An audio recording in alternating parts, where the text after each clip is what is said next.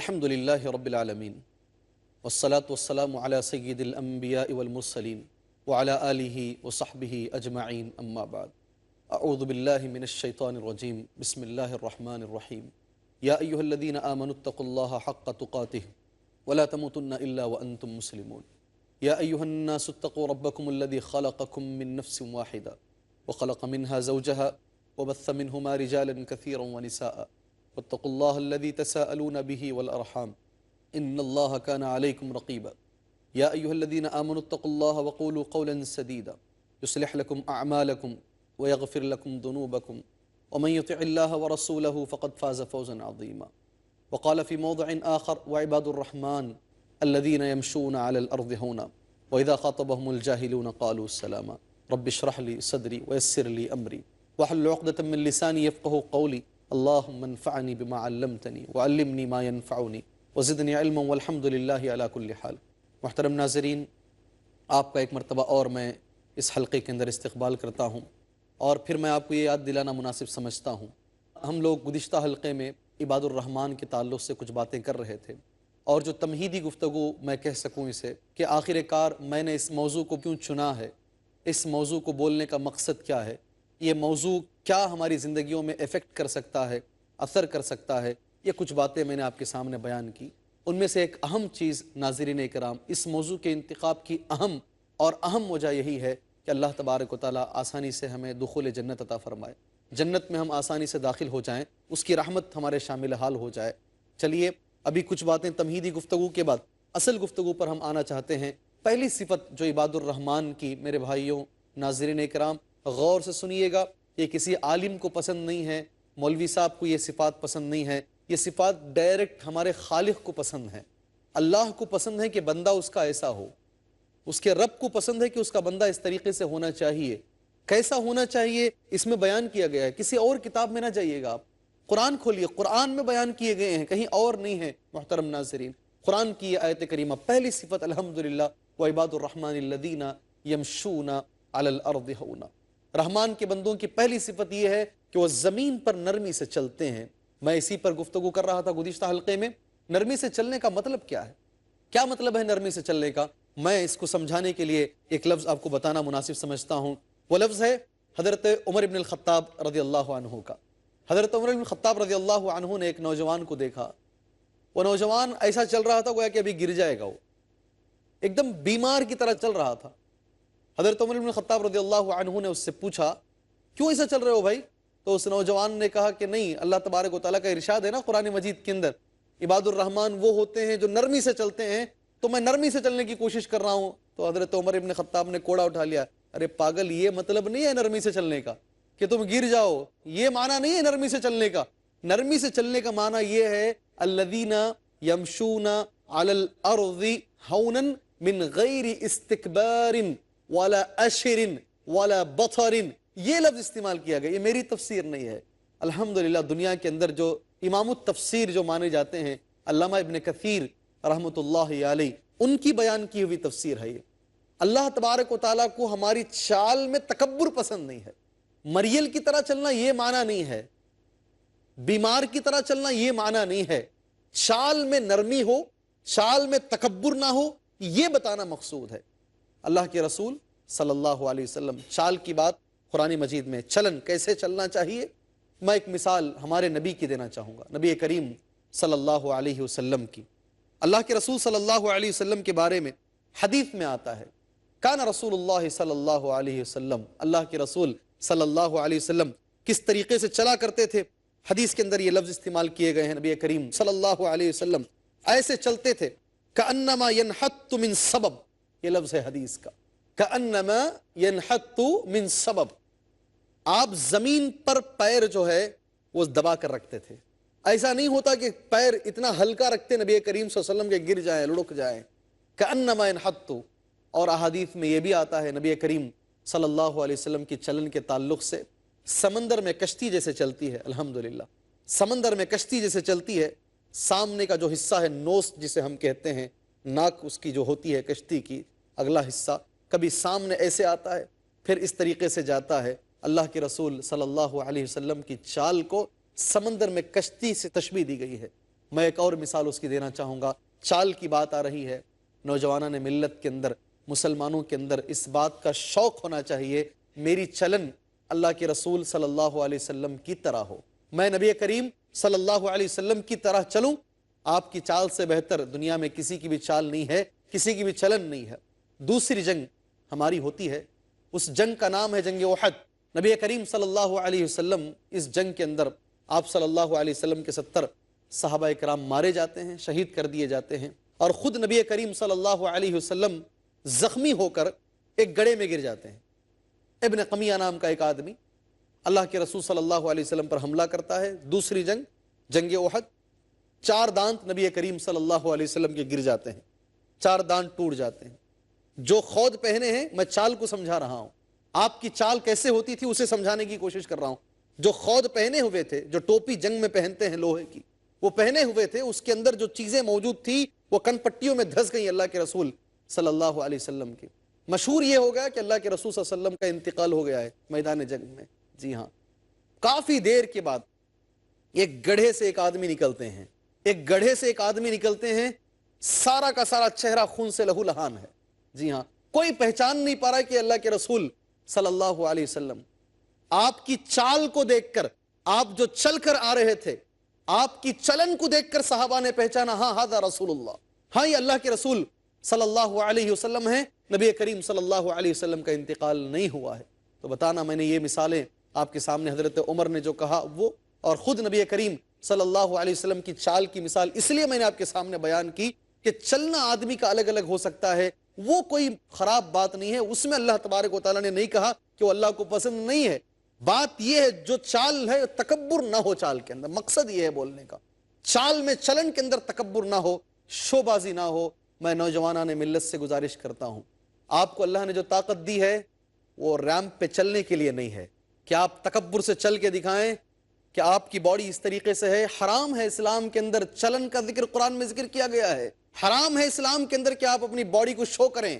حرام ہے اسلام کے اندر کہ آپ اپنے جسم کو دکھائیں. حرام ہے اسلام کے اندر کہ آپ 4 لوگوں کے سامنے ایسی نمائش کریں. ناجائز نہیں ہے. چلن کا ذکر قرآن کہتا ہے الذین یمشون علی الارض ہونا. تکبر کے ساتھ آپ کوئی چیز نہیں کر سکتے، تکبر کے ساتھ نمائش ہرگز نہیں کر سکتے آپ اسلام کے اندر. اسلام میں وہ چیز جائز نہیں ہے. کیوں؟ اس لیے کہ تکبر کیا چیز ہے آپ سنیں گے آپ کے ہوش اڑ جائیں گے. کس چیز کو تکبر کہتے ہیں؟ آخر تکبر اتنا عظیم گناہ کیوں ہے؟ کیوں اللہ تبارک و تعالیٰ کو تکبر پسند نہیں ہے؟ ناظرین اکرام، اگر آپ سنتے ہیں چلن میں تکبر، قرآن مجید کی ایک آیت میں آپ کے سامنے پڑھنا چاہوں گا. چال میں تکبر ہوتا ہے. اللہ تبارک و تعالیٰ نے قرآن مجید میں ایک آدمی کا نام لیا ہے، وہ نہ صحابی ہیں اور نہ وہ پیغمبر ہیں، مگر ناظرین اکرام الحمدللہ اتنے عقل مند انسان ہیں کہ اللہ نے ان کے نام کی قرآن میں ایک صورت رکھ دی ہے. جی، قرآن میں ان کے نام کی ایک صورت ہی موجود ہے الحمدللہ باقاعدہ طور پر. وہ کوئی صحابی نہیں ہے رضی اللہ عنہ، اور نہ وہ کوئی پیغمبر ہیں علیہ الصلوۃ والسلام، بلکہ ایک عام آدمی ہے، ایک حکیم ہے. مگر اللہ کو اتنے پسند ہے وہ آدمی کہ اللہ نے ان کے نام کی قرآن میں ایک صورت رکھی ہے. ان کا نام ہے حضرت لقمان. پوری نصیحتیں انہوں نے جو اپنے بیٹے کو کی، تقریباً 13 نصیحتیں کی، اللہ نے وہ قرآن مجید میں پیش کی ہے. مجھے نہیں جانا ہے، مجھے عباد الرحمن پر کچھ بولنا ہے آپ کے سامنے. ان 13 نصیحتوں میں سے ایک نصیحت جو حضرت لقمان علیہ الصلوۃ والسلام نے اپنے بیٹے سے کی ہے وہ یہ نصیحت ہے، اے میرے بچے، وَلَا تَمْشِي فِي الْأَرْضِ مَرَحًا، زمین میں اکڑ کر نہ چلا کرو، زمین میں تکبر سے نہ چلا کرو. آگے کی مثال دیکھیے، اِنَّكَ لَن تَخْرِقَ الْأَرْضِ وَلَن تَبْلُغَ الْجِبَالَ طُولًا، تم کتنا بھی اکڑ لو تم پہاڑ کے برابر تو نہیں ہو سکتے. قرآن کی آیت ہے. آپ وَلَن تَبْلُغَ الْجِبَالَ طُولًا، تمہارا طول، تمہارا ہائٹ، تمہاری پرسنالٹی پہاڑ کے برابر تو نہیں جا سکتی نا.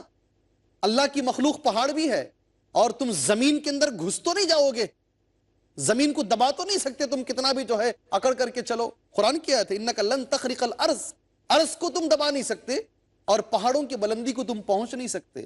اس لیے تکبر کس بات کے لیے ہے؟ تکبر نہ کرو. یہ حضرت لقمان علیہ الصلوۃ والسلام نے اپنے بچے کو جو وصیت کی، کمال کی بات یہ نہیں کہ انہوں نے وصیت کی، کمال کی بات یہ ہے کہ یہ وصیت اللہ کو پسند آئی، رحمان کو پسند آئی، اور قیامت تک جو قرآن مجید مسلمانوں کے لیے سب سے بڑے معجزے کے طور پر پیش کیا گیا ہے اس کے اندر یہ آیت کریمہ پیش کر دی گئی. تکبر نہ کریں چال کے اندر۔ حدیث میں آتا ہے اللہ کے رسول صلی اللہ علیہ وسلم فرماتے ہیں بینما رجل، ایک آدمی تھا، ممن کان قبلکم، تم سے پہلے اس نے زندگی گزاری ہے، تم سے پہلے کے لوگوں میں سے ایک آدمی تھا، یجر ازارہ من الخیلاء، اللہ اکبر اللہ اکبر، وخسف به، جو تکبر سے چل رہا تھا اپنی پینٹ کو، اپنی ازار کو گھسیٹتے ہوئے۔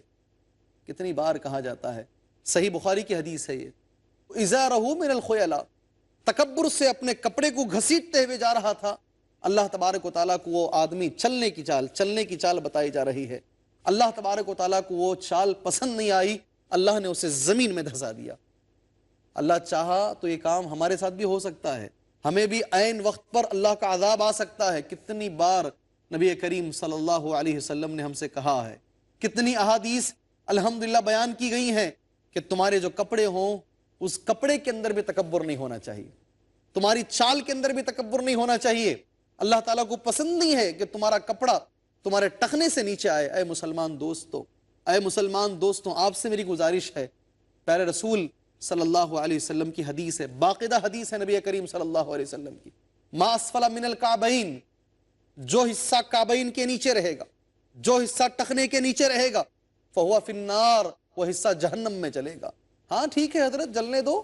نوجوان بولتا ہے اسٹائل میں کمی نہیں آنی چاہیے، اسٹائل میں کمی نہیں آنی چاہیے، لک خراب نہیں ہونا چاہیے، دنیا جی رہی ہے لک کے لیے، لک خراب نہیں ہونا۔ حضرت اللہ جلاتا نا، کون دیکھا ہے ادھر، کون گیا ہے ادھر، جلانے دو اللہ تبارک و تعالیٰ کو۔ اگر یہ سوچتے ہو نا، جب جلائے گا اللہ تبارک و تعالیٰ تب زبان پر یہ لفظ رہے گا، ارجعنا، اللہ ایک بار واپس دنیا میں لوٹا، اب پینٹ صحیح پہن کے آؤں گا، اب پہن کے آؤں گا۔ قرآن کہتا ہے یہ، میں نہیں کہتا، قرآن مجید میں ہے یہ کہ تب اللہ جب جلائے گا، تب جو سزائیں ملیں گی، تب ہر آدمی یہی کہے گا، نعمل صالحا انا موقنون، اللہ اچھا عمل کر کے آئیں گے، یقین دلاتے ہیں، ایک بار لوٹا کے دکھانا، واپس وہاں پر کسی کو لوٹانا نہیں ہے۔ ناظرین اکرام، انشاءاللہ ہم اسی موضوع کو انشاءاللہ دوبارہ جاری رکھیں گے، عباد الرحمن کے موضوع کو، اس بریک کے بعد انشاءاللہ۔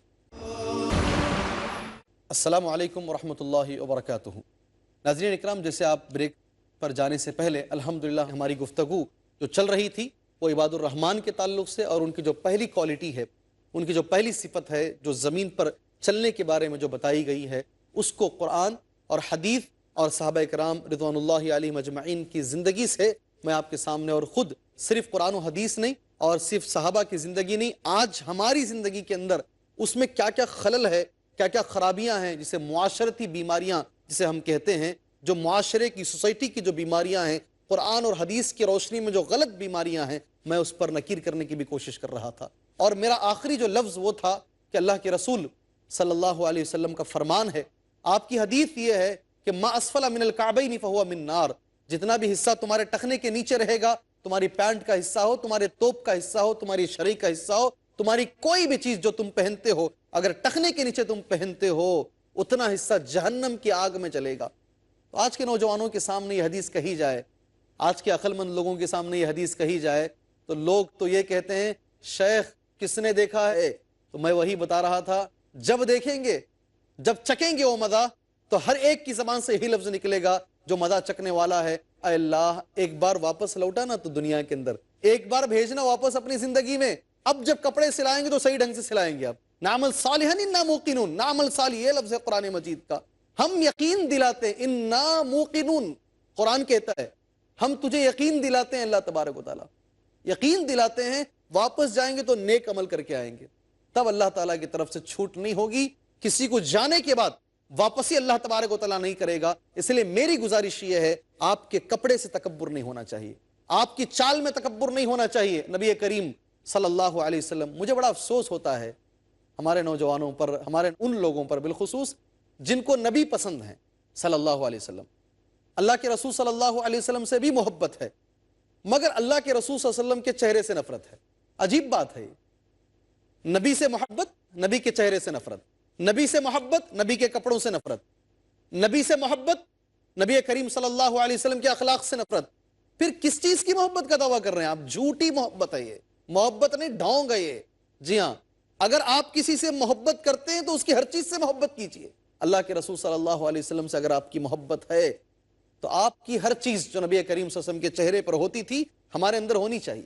آپ صلی اللہ علیہ وسلم کے کپڑے کیسے ہوتے تھے ہمارے ہونے چاہیے، آپ صلی اللہ علیہ وسلم کی چال کیسے ہوتی تھی ہماری ہونی چاہیے۔ بتانے کا مقصد یہی ہے ہماری چال کے اندر کسی بھی ناحیے سے کہیں بھی تکبر نہ آنے پائے، اور اس کا مطلب بھی میں نے بتا دیا ہے کیوں، اس لیے کہ تکبر اتنا عظیم گناہ ہے۔ کچھ باتیں چونکہ تکبر کے تعلق سے آ رہی ہیں، کچھ اہم چیزیں جو قرآن و حدیث میں اللہ پاک نے قرآن میں اور نبی کریم صلی اللہ علیہ وسلم نے احادیث میں بیان کی ہیں، میں آپ ناظرین کے حوالے بطور امانت بیان کرنا چاہتا ہوں۔ تکبر، اللہ کے رسول صلی اللہ علیہ وسلم کی حدیث ہے، کسی بھی انسان کے سینے میں اگر رائی کے دانے کے برابر بھی تکبر ہو، اللہ تبارک و تعالی ہم کو بچائے، کسی بھی انسان کے سینے میں اگر رائی کے دانے کے برابر بھی تکبر ہو تو وہ آدمی جنت میں داخل نہیں ہوگا۔ الفاظ نبی کریم صلی اللہ علیہ وسلم کی یہ ہیں، لا يدخل من كان في قلبه مثقال حبة من خردل من کبر۔ یہ نبی کریم صلی اللہ علیہ وسلم کا لفظ ہے، یہ میرا کہا ہوا نہیں۔ آپ بولیں گے شیخ آپ تو اتنا سخت بول رہے ہیں، آپ اتنا بھیانک بول رہے ہیں، اللہ کے رسول صلی اللہ علیہ وسلم تو بڑا نرم بولتے تھے۔ میرے بھائی پورا ایسا نرم ہو جائے نا پورا دین میٹھا ہو جائے گا، حلوہ۔ جی ہاں، سارا دین حلوہ نہیں ہے، جہاں میٹھا ہے وہاں میٹھا ہے، اور جہاں سخت ہے وہاں سخت ہے۔ اللہ کے رسول صلی اللہ علیہ وسلم فرماتے ہیں لا يدخل من كان في قلبه مثقال حبة من خردل من کبر۔ اگر کسی بھی انسان کے سینے میں رائی کے دانے کے برابر بھی اگر تکبر ہے وہ جنت میں نہیں جائے گا، وہ جنت میں داخل نہیں ہوگا۔ پتہ یہ چلا اگر ہمیں جنت چاہیے، وہی تو ہمارا مقصد ہے میرے بھائی، وہی تو ہماری زندگی ہے میرے بھائی۔ اگر ہمیں جنت چاہیے تو ہمارے سینے کے اندر رائی کے دانے کے برابر بھی تکبر نہیں ہونا چاہیے۔ جی ہاں ٹھیک ہے شیخ، ہم کوشش کر رہے ہیں تکبر نہ ہو، لیکن کبھی کبھی حرکتیں ایسی آ جاتی ہیں، آئندہ کیا کریں گے تو زندگی سے تکبر دھل جائے گا، وہ کون سے اخلاق اپنائیں گے تو تکبر ہٹے گا، اور ہمارے اندر الحمدللہ وہ صفات آ جائیں گی جو نبی کریم صلی اللہ علیہ وسلم کی تھی۔ آئندہ انشاءاللہ آگے آ رہی ہیں کچھ باتیں ناظرین اکرام تکبر کے تعلق سے میں بول کر یہ حلقے میں انشاءاللہ اسے میں ختم کرنا مناسب سمجھتا ہوں۔ اللہ کے رسول صلی اللہ علیہ وسلم کا فرمان ہے، یہ بڑی پیاری سی حدیث ہے، تکبر کے بارے میں ہے، تواضع کے تعلق سے، عاجزی کے تعلق سے، انکساری کے تعلق سے ہے۔ غور سے سنیے گا اس حدیث کو، ما نقصت صدقۃ من مال، کوئی بھی مال صدقہ کرنے سے کبھی کم نہیں ہوتا۔ الٹا ہے، ہمارا دماغ الٹا ہے، 100 روپے ہیں 10 روپے صدقہ کریں گے تو 90 رہ جائیں گے، کم ہو جائیں گے ہمارے پاس۔ اور بات یہ بھی بتا دوں صدقے میں، بات تواضع کی، اسی حدیث کے اندر ایک ٹکڑا تواضع کا آ رہا ہے، لیکن صدقے کی بات آئی ہے تو اس لیے بتا کر آگے جاؤں میں۔ دل انسان کا کیسا ہے جانتے ہیں؟ بڑا چھوٹا ہے۔ پیسہ جتنا چھوٹا رہتا ہے دل بڑا رہتا ہے، پیسہ جتنا بڑا ہوتا ہے دل چھوٹا رہتا ہے۔ اس کی مثال میں دینا چاہوں گا آپ کے سامنے۔ 1 کروڑ روپے آدمی کے پاس آ گئے، 1 سال اس کے اوپر گزر گیا تو نبی کریم صلی اللہ علیہ وسلم کا لفظ ہے 2.5 لاکھ روپے، 2.5، 2.5 لاکھ اس کا نہیں ہے، 97.5 اس کا ہے، 2.5 لاکھ غریبوں کا ہے، غریبوں کے لیے نکالنا چاہیے۔ 2.5 لاکھ نکالو؟ ہاں نکالو بھائی۔ 10 کروڑ کسی مسلمان کے پاس ہیں، نبی کریم صلی اللہ علیہ وسلم کا فرمان ہے 25 لاکھ نکالنا چاہیے اسے۔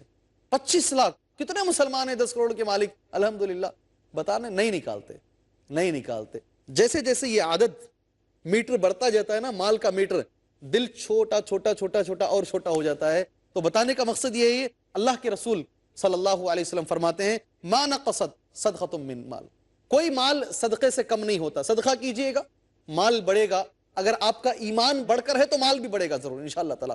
ما نقصت صدقۃ من مال، اس کے بعد فرماتے ہیں اللہ کے رسول وما زاد اللہ عبدا بعفو الا عزا، کوئی بھی بندہ کسی کو معاف کر کے آج تک کبھی ذلیل نہیں ہوا۔ معاف کرنے سے عزت بڑھتی ہے، لوگوں کو معاف کیجئے آپ کی عزت بڑھے گی، ایسا ہمارے نبی فرماتے ہیں۔ میں تو کہوں گا بھائیوں، آپ لگاتے نا گھروں کے اندر سینریز، کوئی سمندر کی سینری لگاتا ہے، کوئی اچھے گھر کی سینری لگاتا ہے، میں آپ سے کہوں گا یہ حدیث کو لکھو، اس کا ترجمہ لکھو اور اپنے گھر میں لگاؤ، تاکہ روز دیکھیں اس حدیث کو۔ بار بار دیکھنے سے کم علم تو بڑھے گا نا، شوق تو پیدا ہوگا، ہاں مجھے عمل کرنا چاہیے۔ اللہ کے رسول صلی اللہ علیہ وسلم کا دوسرا لفظ ہے، فرماتے وما زاد اللہ عبدا بعفو الا عزا، لوگوں کو معاف کرنے سے کبھی بھی آدمی چھوٹا نہیں ہوا۔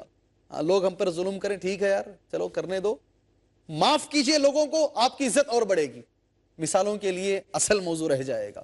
مجھے ایک حدیث کا یہ تیسرا ٹکڑا بتانا تھا جو تکبر کے خلاف ہے، اسی لیے میں نے اس حدیث کو آپ کے سامنے پیش کیا ہے۔ وما تواضع احد للہ الا رفعہ اللہ، یہ دماغ میں رکھ لیجئے، اچھے سے رکھ لیجئے۔ شیخ بڑی محنت کر رہا ہوں، اوپر نہیں آ پاتا، نیچے کا نیچے رہ جاتا ہوں. لوگ پوچھتے ہیں اوپر کیسے آنا ہے، مجھے ترقی کرنی ہے، آگے بڑھنا ہے. میں کہتا ہوں یہ سلوشن اللہ کے رسول صلی اللہ علیہ وسلم نے نوجوان آپ کو دے دیا ہے.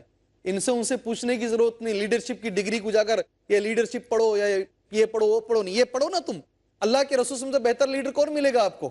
نبی فرماتے ہیں وما تواضع احد للہ الا رفعہ اللہ. میں نے میری زندگی میں دیکھا ہے، یہ ایک نہیں دو نہیں سینکڑوں مثالیں میں نے دیکھی ہیں. جو بھی آدمی اللہ کے لیے تواضع اختیار کرے گا، لوگوں کے لیے نہیں، تواضع کا معنی نرم بن جائے گا. نرم بن رہا ہے صرف اللہ کی خاطر. جو بھی انسان اللہ کے لیے متواضع ہو جائے گا، منکسر المزاج ہو جائے گا، اللہ کے نبی فرماتے ہیں الا رفعہ اللہ، مگر اللہ تبارک و تعالیٰ اس کو اوپر اٹھائے گا. اللہ اکبر. الا رفعہ اللہ، یہ حدیث کا آخری جو لفظ ہے. اگر آپ اوپر اٹھنا چاہتے ہیں، ترقی کرنا چاہتے ہیں، کتنے لوگ رہتے ہیں جو زمانے سے کسی کمپنیوں میں کام کر رہے ہیں لیکن وہیں کے وہیں ہیں جہاں تھے، اوپر نہیں آ پاتے، اوپر اٹھ نہیں پاتے، اس لیے کہ اللہ نہیں اٹھا رہا ہے ان کو. ترقی اللہ دے گا تو ترقی ہوگی نا. انسان یہ سوچ لیتا کہ ساری ترقی میں ہی کر لوں تو کہاں سے ترقی ہوگی بھائی؟ ترقی تو اللہ ہی کو دینی ہے، اور اللہ نے یہ اصول بنا رکھا ہے. نبی کریم صلی اللہ علیہ وسلم کی زبانی اللہ کے رسول صلی اللہ علیہ وسلم نے جو کہا، لکھ لیجئے، اس کو اچھے سے لکھ لیجئے. وما تواضع احد، کوئی بھی بندہ کسی بھی کام کے اندر رہے، وہ اگر وہ نرمی اختیار کرتا ہے، تواضع اختیار کرتا ہے، میرا لفظ نہیں، میں بول رہا ہوں سختی کے ساتھ، میں مانتا ہوں میں بول رہا ہوں تھوڑا زبردستی سے، لیکن الفاظ میرے نبی کے ہیں، الفاظ اللہ کے رسول صلی اللہ علیہ وسلم کے، انہی الفاظ کو بیان کر رہا ہوں. وما تواضع احد للہ الا رفعہ اللہ. اور یہ بھی میں آپ کو بتانا مناسب سمجھتا ہوں ناظرین اکرام، اللہ کے رسول صلی اللہ علیہ وسلم نے جو کچھ بولا ہے وہ بھی اپنی طرف سے کچھ نہیں بولا. ہمارا عقیدہ ہے، ہمارا ایمان ہے، نبی کریم صلی اللہ علیہ وسلم جو کچھ بولتے ہیں وہ اللہ کی طرف سے بولتے ہیں. تو پتہ یہ چلا یہ جو لفظ ہے، یہ جو فارمولہ آپ کو دیا جا رہا ہے کہ بھائی اوپر آنا ہے دنیا و آخرت کے اندر، تو عاجزی اختیار کرو، نرمی اختیار کرو. گویا کہ یہ خالق کا بتایا ہوا فارمولہ ہے، اللہ کا بتایا ہوا فارمولہ ہے. اس حدیث کے اندر الحمدللہ تواضع کی اہمیت جو ایک مومن کے اندر ہونی چاہیے، ایک مومن کو نرم ہونا چاہیے، ایک مومن کو متواضع ہونا چاہیے، ایک مومن کو تکبر کے بغیر ہونا چاہیے. کچھ اور مثالیں تکبر کی الحمدللہ دی گئی ہیں، آپ سنیں گے آپ کے رونگٹے کھڑے ہو جائیں گے بھائی. اللہ تبارک و تعالیٰ کا فرمان ہے، حدیث قدسی آپ نے ماشاءاللہ کئی علماء سے سنا ہوگا، آپ جانتے بھی ہوں گے حدیث قدسی کس کو بولتے ہیں. ایک حدیث جو اللہ کے رسول صلی اللہ علیہ وسلم بیان کرتے ہیں، قال قال رسول اللہ، ایسا اگر کوئی اللہ کے نبی نے فرمایا، یہ حدیث ہے. میں انشاءاللہ اس حدیث کو اس حلقے کے بعد انشاءاللہ بیان کروں گا. اللہ سے دعا ہے اللہ تبارک و تعالی ہمیں جو کچھ ہم نے سنا ہے اللہ ہمیں عمل کی توفیق عطا فرمائے، اور عباد الرحمن کی جو صفات ہیں اللہ ہمیں اس سے متصف ہونے کی توفیق عطا فرمائے. اللہ ہمارے اندر تواضع اور نرمی لے کر کے آئے. آمین. وصلی اللہ علی النبی الکریم. السلام علیکم ورحمۃ اللہ وبرکاتہ.